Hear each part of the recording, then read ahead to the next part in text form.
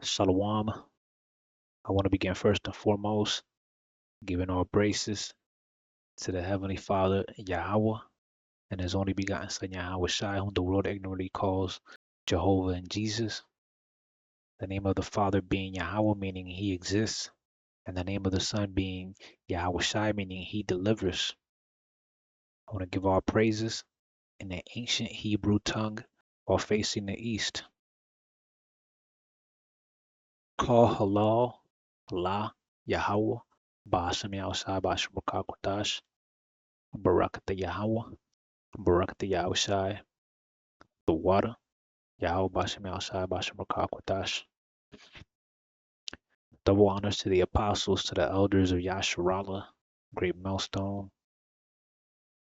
Shalom to the 144,000. Shalom to the elect, the nation of Israel, who are descendants of the slaves identified as so-called African Americans, Hispanics, Latinos, and Native Americans. My name is Maka'ala, and today I just want to talk about the nuclear missiles and how they will affect Israel.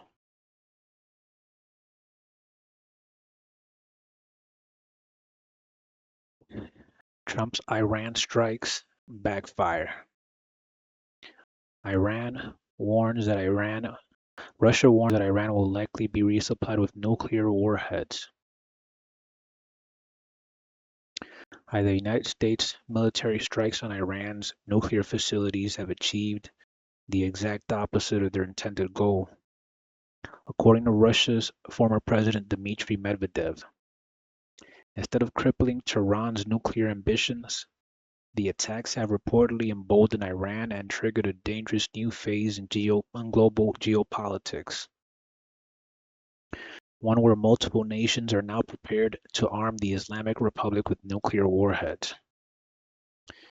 This shocking revelation exposes the catastrophic miscalculations of the Trump administration, which, under pressure from the Israel PMBN, abandoned diplomatic negotiations and launched a reckless military offensive.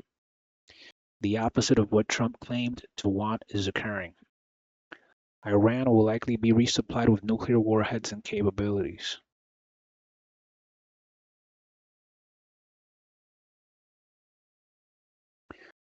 Key points. Russia's Dmitry Medvedev claims U.S. strikes on Iran's nuclear sites have backfired, pushing Tehran closer to weaponization.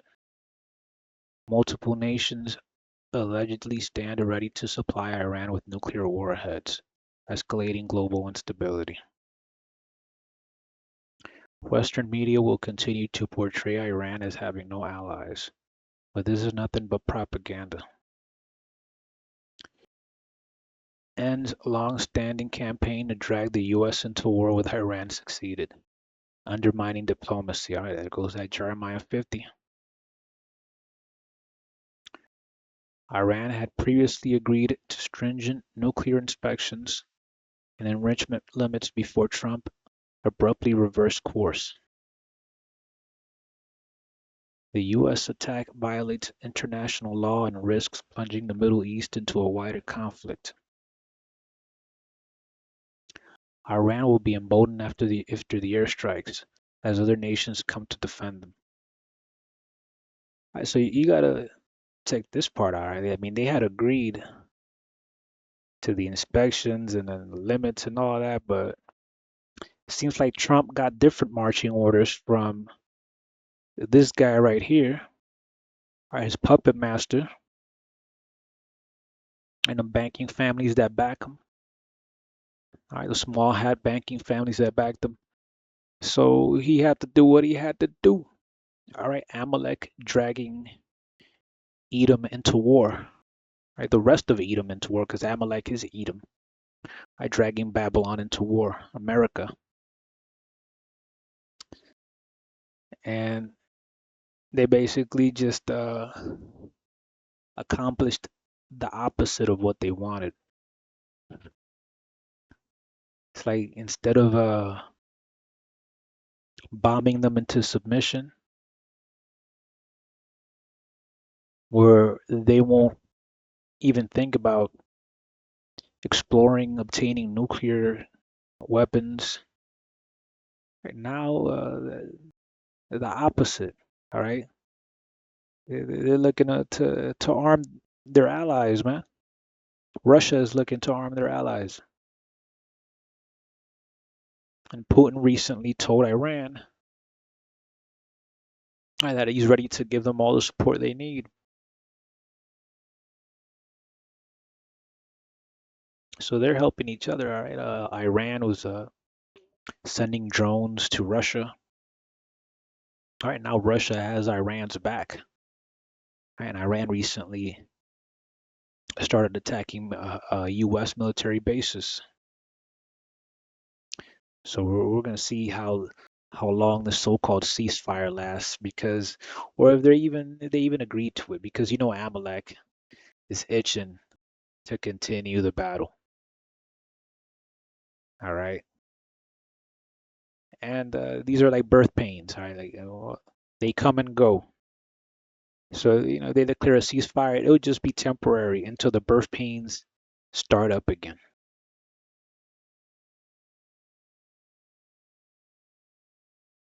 Amos 9 verse 8. Behold, the eyes of Yahweh, of Adonai Yahweh, are upon the sinful kingdom, and I will destroy it from off the face of the earth, saving that I will not utterly destroy the house of Jacob, saith Yahweh. For lo, I will command, and I will sift the house of Israel among all nations, like as corn is sifted in a sieve, yet shall not the least grain fall upon the earth. All the sinners of my people shall die by the sword, which say, the evil shall not overtake nor prevent us.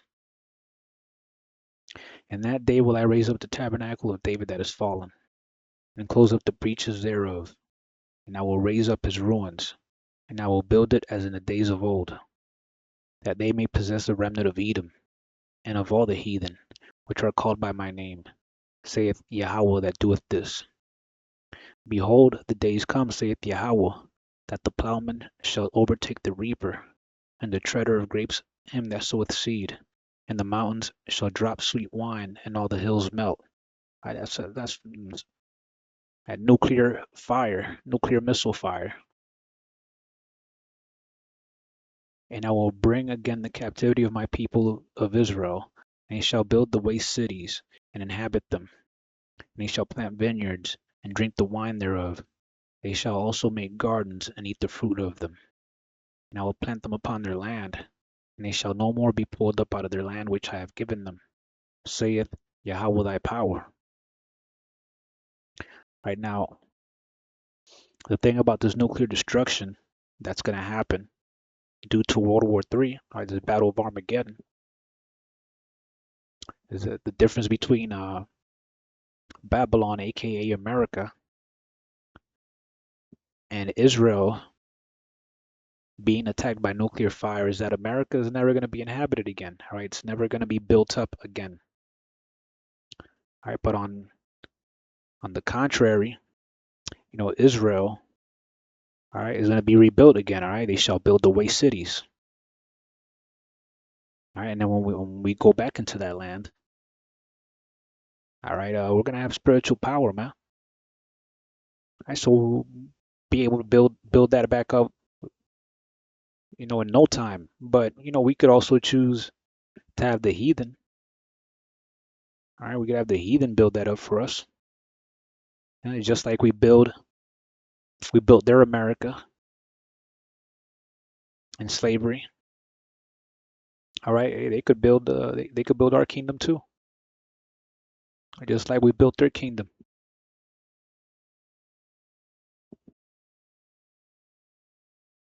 Numbers 35 verse 33. So ye shall not pollute the land wherein ye are, for blood it defileth the land, and the land cannot be cleansed of the blood that is shed therein, but by the blood of him that shed it.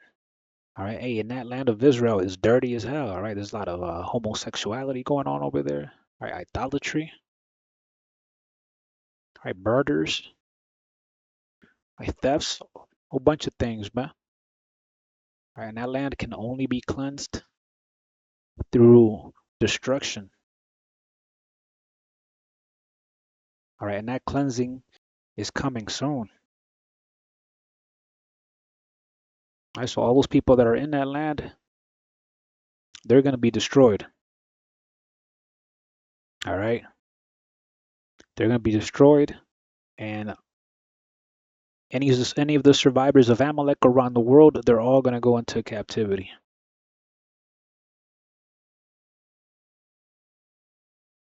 And everything they're doing is just leading right to that.